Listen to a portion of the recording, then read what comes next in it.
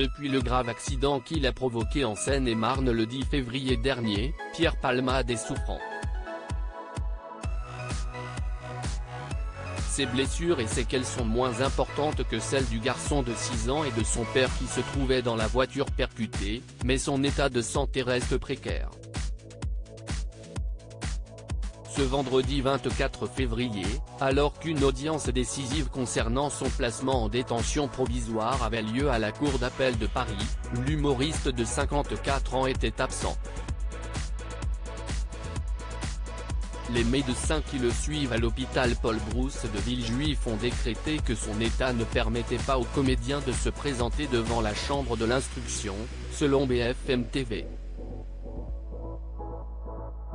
Admis avec son bracelet électronique au service d'addictologie de l'établissement après sa mise en examen, le 17 février dernier, Pierre Palmade est en effet en plein sevrage. Pour rappel, lors de l'accident, l'acteur était sous l'emprise de cocaïne. Mais comme tout toxicomane, l'ancien acolyte de Michel Larocque lutterait pour supporter le manque de stupéfiants. Celui qui a pourtant déjà effectué de nombreux séjours en cure de désintoxication serait loin d'être sorti d'affaire.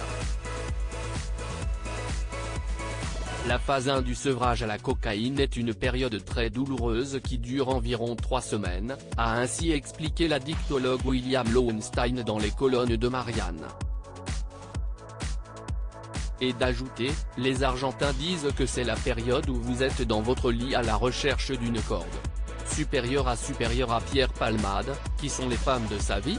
La santé de Pierre Palmade incompatible avec la prison, filmé par Paris Match à sa sortie du tribunal de Melun le 17 février dernier, Pierre Palmade avait étonné les reporters sur place. Marchant d'un pas décidé, le visage dissimulé sous une capuche et un masque chirurgical, l'écrivain de théâtre semblait être remis de l'accident.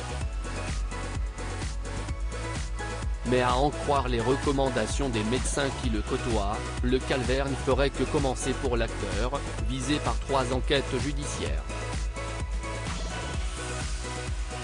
Examinée par la cour d'appel ce vendredi, la situation de Pierre Palmade pourrait évoluer dès ce lundi 27 février. L'ex-mari de Véronique Sanson pourrait en effet se voir placé en détention provisoire. Crédit photo, Coadic Guirec.